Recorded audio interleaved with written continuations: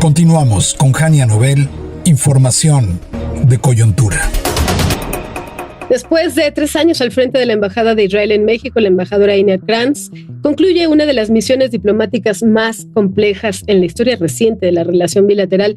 Su gestión estuvo marcada, y lo saben ustedes porque lo fuimos siguiendo en el lugar y en México, por supuesto, el ataque de Hamás del 7 de octubre de 2023, la guerra en Gaza, la escalada regional con Irán, el aumento del antisemitismo y recientemente por la revelación de un presunto plan para atentar contra ella en México, que según autoridades israelíes y estadounidenses fue frustrado.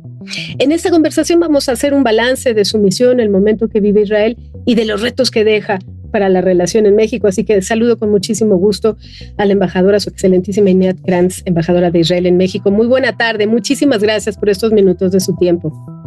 Hola, muy buena tarde, Hania. Muchas gracias a usted por invitarme a esta entrevista. Vaya que le tocó fuerte este periodo, esta parte de la historia que se escribe hoy. Termina su misión, embajadora. ¿Con qué sentimiento se va?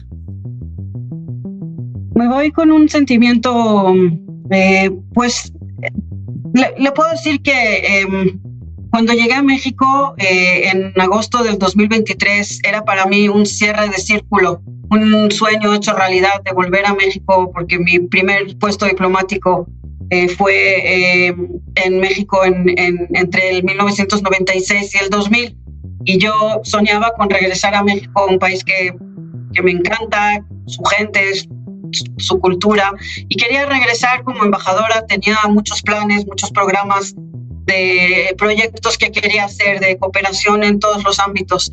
Lamentablemente, 7 semanas después de llegar, el 7 de octubre del 23, ocurrió el terrible atentado o ataque de Hamás, de los terroristas de Hamás a Israel. Y desde entonces toda mi agenda cambió, y durante casi 3 años que estoy terminando ahora, casi todo lo que hice, casi todo lo que pude hacer fue relacionado de una manera u otra a la guerra, al conflicto, a explicar las posiciones de Israel, a explicar al público y al gobierno de México lo que estaba pasando y los tremendos retos y desafíos de seguridad que Israel tuvo que enfrentar. Así que me voy con una cierta tristeza de que estos 3 años no pudieron ser lo que yo soñaba y lo que yo planeaba. Y esperando mejores tiempos, esperando a que mi sucesor ya tenga la posibilidad de volver a estrechar los lazos de amistad con México en temas diferentes, comerciales, culturales, académicos, todos los ámbitos de las relaciones bilaterales, sí, sin tener que estar todo el tiempo enfocado en la guerra. Llegó en tiempos de paz, pero dicen que los grandes hombres y mujeres, los grandes personajes de la historia se reconocen justo en las crisis. ¿Cuál fue el momento más difícil de toda su gestión? Hubieron muchos momentos difíciles. Es un poco complicado definir uno como el más difícil. Primero que nada, los primeros días, los primeros momentos, el 7 de octubre mismo, le puedo decir que el 6 de octubre en la noche, hora de México, cuando empecé a recibir las llamadas de Israel, cuando ahí ya era sábado en la mañana, 7 de octubre, ya empezaban a salir las imágenes terribles de las violaciones, de las mutilaciones, las casas quemadas, la gente asesinada. Empezamos a recibir las noticias de lo que estaba pasando, y eso fue un shock terrible, un momento muy difícil, muy traumático. Después, viendo que grupos de la sociedad mexicana se levantaron a condenar a Israel, salieron a manifestarse en contra de Israel. Tuvimos lamentablemente aquí cerca de la embajada y en las puertas de la embajada varias manifestaciones muy agresivas, sí, incluyendo bombas Molotov que causaron heridas y quemaduras a los policías que estaban resguardando a las instalaciones de la embajada. Otras manifestaciones en las cuales los manifestantes pues se manifestaron personalmente en contra de mí. quemando mi foto, no porque el tema no es lo personal, sino el hecho de expresar tanta agresión y tanto odio a un país y a sus representantes diplomáticos, cuando nosotros lamentablemente tenemos que defendernos. Israel se está defendiendo en 7 frentes diferentes de ataques terroristas de todas partes, no solo de Hamas en Gaza, sino de Hezbollah en el Líbano, de milicias chiitas desde Irak, los hutíes en Yemen y por supuesto Irán, que está tratando de desestabilizar la región y que tiene un programa para destruir a Israel. Y todo eso, cuando nosotros somos el objetivo de ataques y de condenas, acusándonos por el hecho de que nos estamos defendiendo y que el Estado de Israel está cumpliendo con su deber de defender a su territorio y a sus ciudadanos. Así que eso fue muy difícil ver, que no nos entienden, que nos condenan y que amenazan nuestra integridad física. Eso justamente iba a preguntarle en relación a las críticas, embajadora, no solo aquí en el país, las que le tocó vivir y padecer y enfrentar, sino también las internacionales, sobre todo por la situación en Gaza. ¿Qué responde a quienes cuestionan la actuación del gobierno israelí? Me dice, no nos entienden, estamos siempre en conflicto, tenemos 7 países que nos rodean, que son los proxies con sus brazos armados y sus terroristas. ¿Qué responde a quienes cuestionan la actuación del gobierno israelí? Explicando que somos un país democrático que se está defendiendo en frente de fuerzas radicales, extremistas, de terrorismo, de fundamentalismo, que están buscando destruir a nuestro Estado, a nuestro país. Y no tenemos otro remedio más que defendernos. Yo creo que cualquier otro país en el mundo, si hubiera sido atacado de la manera que nosotros fuimos atacados, hubiera actuado de la misma manera. Es duro porque obviamente en cada conflicto militar hay tragedias, hay víctimas civiles, hay gente inocente que sufre, hay daños a la población. Esa no es la intención de Israel. Israel nunca tiene la intención de causarle daño a la población civil, a los ciudadanos, a las mujeres, a los hombres, a los niños y a las niñas. Eso es muy lamentable, es muy triste y a mí también me duele mucho que hayan víctimas inocentes en este conflicto. Uh-huh. Pero lo que siempre tenemos que recordar es que los ciudadanos de Israel también son víctimas inocentes de este conflicto y que tenemos que defendernos. Los terroristas tienen como estrategia una manera de actuar en la cual ellos utilizan a la población civil como escudos humanos. Se esconden en lugares muy poblados, esconden sus armas y sus municiones en escuelas, en iglesias, en mezquitas, en hospitales.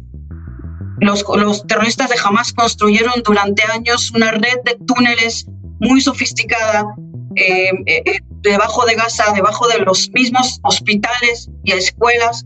Y cuando el ejército de Israel tuvo que actuar en contra de los terroristas, lamentablemente esos terroristas se estaban escondiendo dentro de la población civil y eso ha causado víctimas civiles inocentes.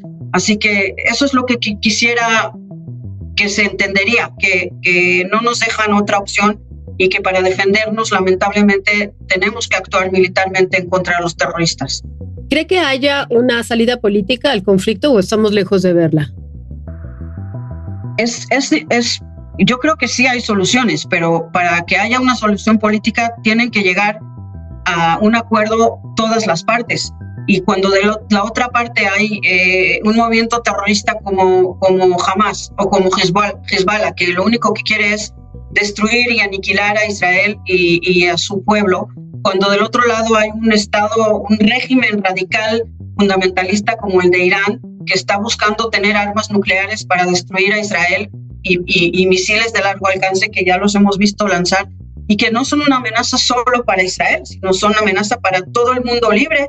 Están buscando, tienen ya misiles y están atacando a sus vecinos en el Golfo, han atacado en el pasado a otros países en Europa. Estamos hablando de una situación global muy complicada y de factores y actores regionales que son un peligro para toda la región y de hecho para el mundo.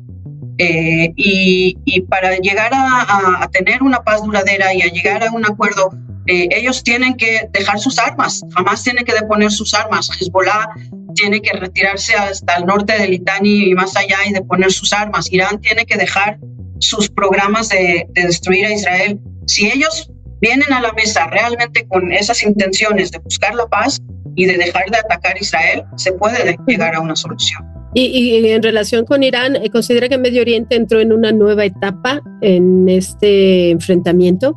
Obviamente sí, porque, por ejemplo, si vemos lo que pasa en los estrechos de Hormuz, que hasta hace unos meses estaban abiertos, el comercio internacional pasaba por los estrechos de Hormuz libremente, ahora Irán está utilizando los estrechos de Hormuz como una manera de presionar a Estados Unidos, a Israel, a todo el mundo, los cierran a cada rato, atacan a los barcos que quieren pasar por allá y también quieren cobrar por el derecho de pasar en un lugar que tiene que ser un derecho de libre comercio y de libre pasaje para cualquier país del mundo.